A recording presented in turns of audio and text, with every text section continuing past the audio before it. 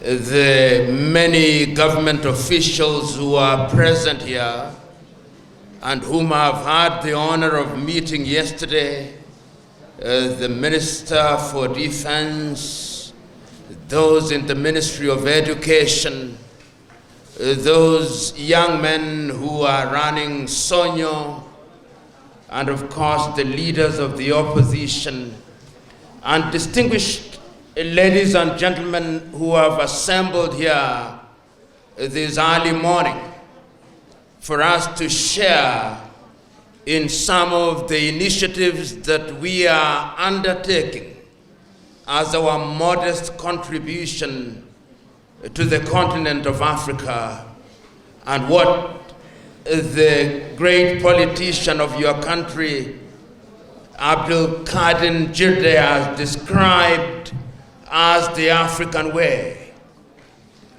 Just this morning, I was listening to a speech delivered by the former President of the United Republic of Tanzania, the late Benjamin William Mkapa.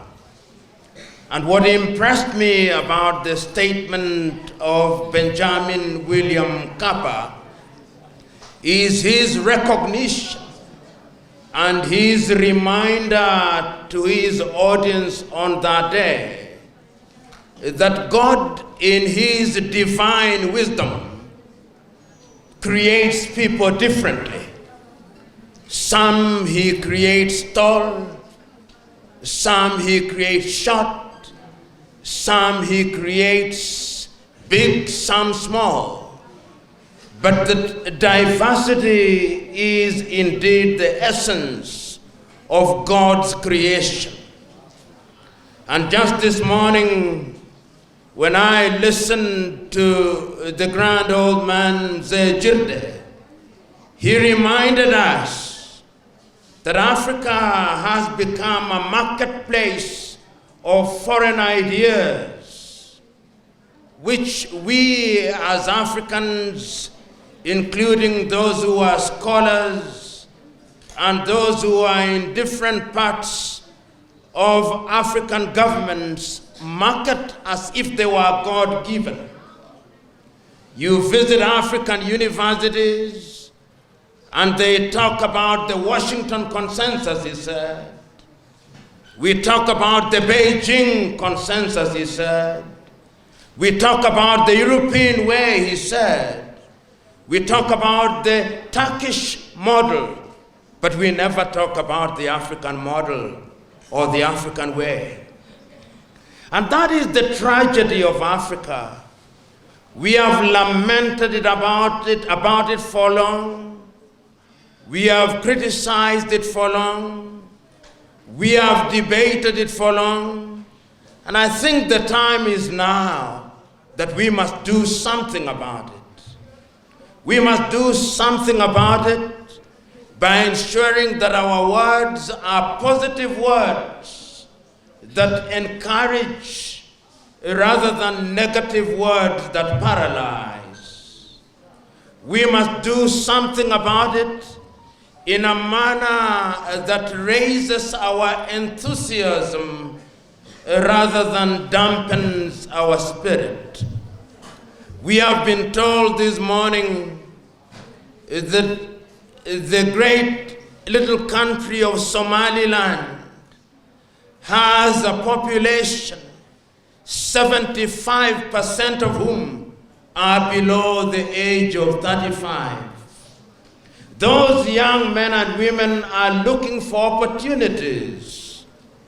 They are looking for opportunities for employment. They are looking for opportunities to invent and to innovate. And they are looking to governments to create those opportunities. And we have witnessed in the recent past, when young Africans don't have opportunities, then they go to embassies of foreign countries to be abused and to be humiliated. We have seen recently young Africans drawn from different parts of the continent, being abused and humiliated in Europe. We have seen them being abused and humiliated in the United States of America. We have seen them being abused and humiliated in the Arab world because we in the continent have not created opportunities. And the time is now, therefore, for all of us who are of African descent to ask ourselves again the questions that were asked by our forebearers 60 years ago. Because when I listen to history and I read history, there is nothing new that we are saying. There is nothing new that we are saying that Nyerere did not say in 1960. There is nothing new that we are saying that Nkrumah did not say in 1963. There is nothing new that we are saying that Samora Machel did not say in 1970. There is nothing new that we are saying that Patrice Emery Lumumba did not say in 1961. But we repeat them because we have not done what we ought to have done. I hear so very eloquently, as early as 1951, the great men of Africa saying, let us give education to our young men and women that they may fight ignorance. 60 years down the line, many African countries cannot feed themselves. Yet we have graduates in agriculture in the tens of thousands. I hear them telling us that when we regain independence, we shall be able to make our medicines. We shall no longer rely on Europe or America, but everywhere you go, even in this era of COVID, the vaccines that we are receiving, none of them comes from the continent of Africa. We do not know what they are, but we consume them nevertheless. When they tell us it's Johnson & Johnson, we say it is Johnson & Johnson. When they tell us it's AstraZeneca, we say it is AstraZeneca. When they tell us it is Moderna, we say it is Moderna. We do not know the difference between Moderna, AstraZeneca, and Johnson & Johnson. We simply say they are because we are told they are. Which begs the question, what kind of education have we received? We have in the last many years produced thousands of engineers. But yet when I travel across the continent of Africa, I do not see our Africans doing the great engineering works. All I see are Chinese. I see those Chinese in every other African capital, which begs the question, what kind of engineering do we teach in our universities? When I travel across the continent of Africa, even in this assembly, I see all of you with mobile phones. But I've never seen a mobile phone produced by any other African country. Either the mobile phone is produced by the Koreans, or the Chinese, or the Canadians, or the Americans, or the Finns. There is no African mobile phone. And I ask myself, when will Africa produce our own? When I last evening traveled on the roads of Hargeisa, as I've done in many African countries, I see cars and traffic jams. But there is not a single African country in the last 60 years that has produced a car. And I ask, What kind of engineering do we teach in our universities? Right now, I see cameras from television and radio stations, including the microphone that I hold. None of them is made in the continent of Africa. That is the tragedy of our continent. We lament about how on a daily basis, before I stood up, I was provided with a bottle of water, and that bottle of water is Dasani, made by Coca-Cola in the United States of America. Even water, we do not consume our own. That is the tragedy of the continent in which we live. As I sit here, and I'm making it simple and basic, the gentlemen are wearing leather shoes. We have enough cows and enough hides and skins, but I dare say that 99% of the shoes that is being worn by the men and women in this assembly is from Europe and America. That is the tragedy. That is the Africa that we talk about. It is that Africa that we must change. And change we can, but we must make a resolve to make that change. Why is it, I often ask, that a few years ago, there are few of us here alive who are there when in 1945, Germany was bombed to the ground. Today, it is a world power in science and technology. What happened that they rose from the fire of extinction to the hard ground of reality and discovery? What did they do? There is not an army of angels that descended upon Germany to do the building. No. They took a solemn vow that they'll change their circumstances. Can we Africans do that? In 1953, Korea was involved in war and they destroyed each other. Today, if you walk into any television station, there is an equipment in the sector that comes from Korea in the name of Samsung. Turkey, until very recently, was a country that was not known for much except our history. Today, if you want to buy an iron box, Ramptons is from Turkey. Can we Africans do that?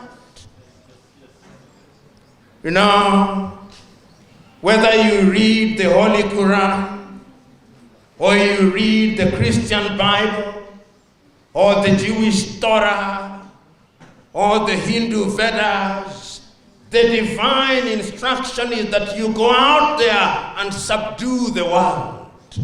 How have we subdued the world, we of the African continent? The world has subdued us. That is why we still import things that we can make for ourselves. In the words of the great Kenyan professor and thinker Ali Mazrui, Africa produces what it does not consume and consumes what it does not produce. That is what we want to change. And change it we can. Particularly if we invest in our young men and women. You know, several years ago, I listened to the great Nelson Mandela. And he said that part of the problem of Africa is the assumption that she can grow without involving her women in growth. And he said, how can you have two hands and tie one and expect that you will function in the same way? Africa has held our women down for too long. The time is now to release the potential of our women. Africa has held our hand down because she has denied our young people the opportunity to thrive and to survive and to deliver. The time is now that the potential of the 75% that are to be found here in Somaliland and to be found in Africa must be unleashed. Because if it is not, then we will not subdue the world. The time is now for Africa to wake up. And the time is now for each one of us in this assembly to ask the question, what am I doing about it? You know, it is very easy to blame others. It is very easy to say that it is those in government who must do it, and they should do it because they collect our taxes. But it is also your duty to make a contribution by making demands of those whom you give the honor and privilege of serving you. And if they don't serve you, you remove them via the ballot. And I'm very happy that here in Somaliland, you do it so very peacefully, unlike many African countries. You know, 2 weeks ago, I had the honor and privilege of watching a documentary. It was a documentary that was made by a Kenyan journalist. And he stood in the streets of Hargeisa. And there was a lot of money in the streets being sold. The money was there. And he reported that in Hargeisa, when the muezzin calls for prayer, people leave their money and they still come back and find it. And I said, let them try it only in Hargeisa.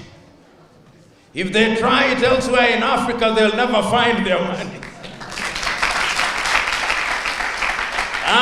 What I'm saying is that there is something that Africa can learn from Somaliland. There is something that Africa can learn from Somaliland, that even without resources, you can still make something out of little. That you can run things in a transparent manner, and that you can run a government with little resources and still deliver to your people. There is something that we can learn from Somaliland. And I'm suggesting that if we can learn something from Somaliland, it is possible that Africa and Africans can learn from Africans. And when we talk about the African way, we never ever say that Africa is going to shut herself out. No, we simply are saying that we are going to do what is necessary. What is good in America, we shall borrow it. What is good in the United Kingdom, we shall borrow it. What is good in Turkey, we shall borrow it. What is good in China, we shall borrow it, but we shall give it an African flavor. And that is what we are doing. That is what we are doing here by bringing Unity University, because we are very deliberate in our recognition that part of the problem of the African continent is our disunity. Africa is disrespected because she is disunited. The day that Africa unites, the day that Africa chooses to do things in a coordinated way, that is the day the world will begin to respect Africa. You know, many times I think about this continent, and I think about how often I think about our 1.4 billion young men and women, and I think about our 54 countries that were artificially created by the Europeans in 1884. I think about our resources. I think about the gold that is to be found in Ghana. I think about how that gold is traded in London, not in Accra. I think about the coltan that is to be found in the Democratic Republic of Congo. And I know how that coltan is traded in Beijing. I think about cocoa in La Côte d'Ivoire. And I see how that cocoa is turned into chocolate in Switzerland, which does not produce even a single bush of cocoa. I think about tea that is produced in Kenya, and I see the British without a single bush of tea claiming that they have something called the English tea. I think about the coffee that is generated in Ethiopia and in Kenya and in Uganda, and I see Dormans in the United States of America saying that they have coffee. I think about the cotton that is produced in Egypt, and I know that if we choose to add value to the things that we produce, Africa can be great. But she's not going to be great because we give great lectures, no. Africa is not going to be great because we say that she should be great.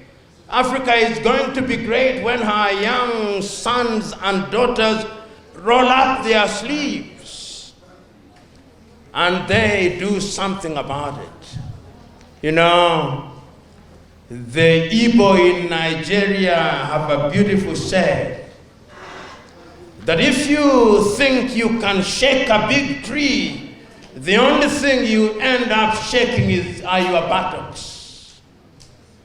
And there is wisdom in that saying. If we want to shake a big tree, we must all join our hands together. And it's only in joining our hands together that we shall make Africa great again. Because there was a time when Africa was great.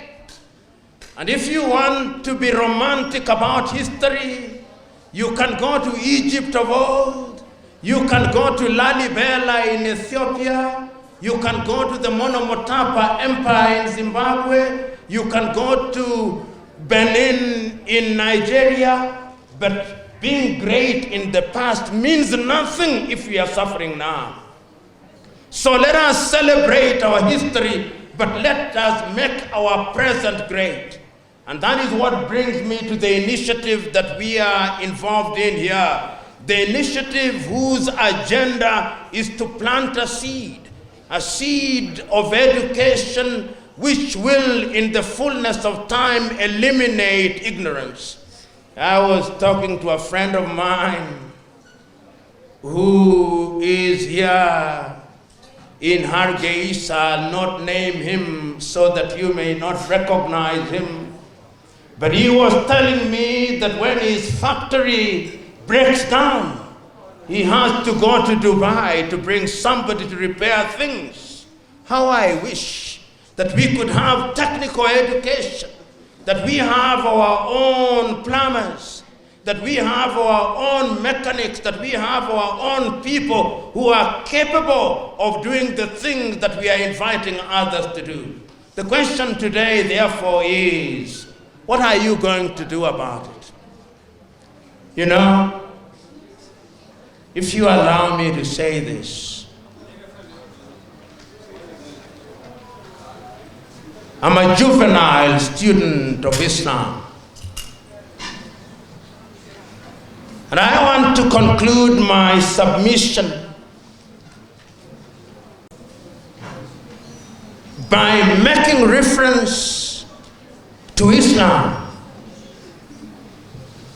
When the Prophet Muhammad, peace be upon him, received the word, he went into the caves, and historians will report to you that he was illiterate, and that he saw something and he was told, Iqra, read, and the world has never been the same again. He was a man such as you and me, divinely appointed to achieve a task. What can you do if you believe in God? If you genuinely believe in God, can it not be done? That is the spirit that I'm asking you to embrace. When the Prophet was expelled from Mecca, how many gods were resident at the Kaaba? Arab pagan gods. You will ask yourself and you will discover. And when the Prophet moved to Medina. How many wars did he fight before he came back to Mecca? In one of the battles, I don't know whether it's the Battle of Uhud, he was outnumbered several times over, but he had resolved, him and his Sahabas. He was a man such as you and me, instructed by God, and he believed that it could be done. I am visiting a country where in every hotel room they'll give you a direction showing you where the Qibla is. Ask yourself, at a practical level, when you are looking at Mecca, in a practical sense, what should he do? Which God do the Chinese worship that we don't worship? Which one? If our God is God and is God, then we can do all these things. So, ladies and gentlemen, mine to you is to join hands with us in unity, remembering always that it can be done, and that it can only be done when we choose to do something about it. You know, many times now, I'm a Christian by faith. But there is a brand of Christianity that has emerged in which I do not believe. A brand of Christianity which suggests to us that the things that require hard work will be realized through prayer only. You know, God is deliberate. God gave you wisdom to go and do certain things. So if you sit down as a prayerful person and you say, I'm going to pray that the Mansour Hotel will descend from heaven, it will never. You must take stone upon stone that you may build Mansour Hotel, and God will help you in the process. If Africans believe that they'll pray that microphones will fall from heaven, no, it will not. We've got to work at it. So this belief that I see amongst African countries now, if you go to many African countries, there are many prayer sessions. People pray overnight in the belief that theology will solve their technological problems. No. Theology is not in the business of solving your technological problem. It is universities that are going to do that. It is the governments that are going to do that by ensuring that you allocate research money to people to engage in research.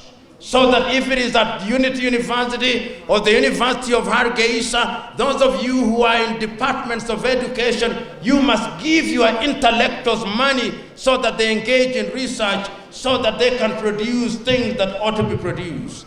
I conclude by saying the time has come that we must not import this from Saudi Arabia or from Dubai. Surely, must we do this?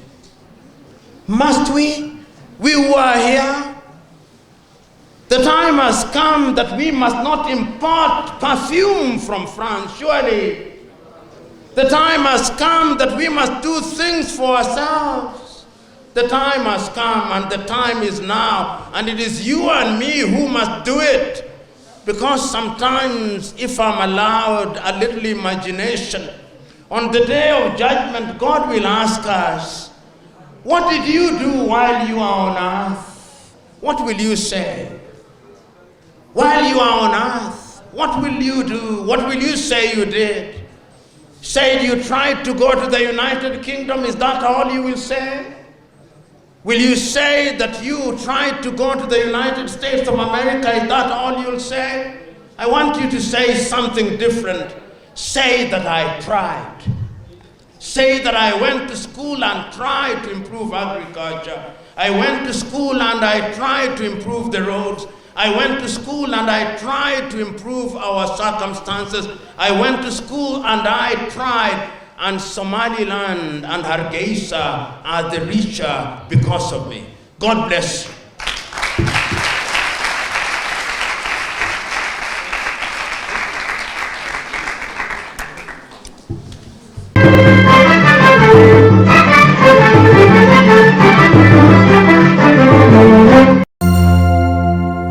hadal oo hadal oo ku hadal bishii oo dhan $7 oo keliya ku darso fariin kasta oo aad dirtaana waa ku bilaash isticmaal shabakadda ugu ballaaran geyga Somaliland haddaba si aad ugu shubato adeega kaafiye fadlan garaac xidig 8 eber 8 afargees ama xidig 2 eber 2 afargees tayo waa telesom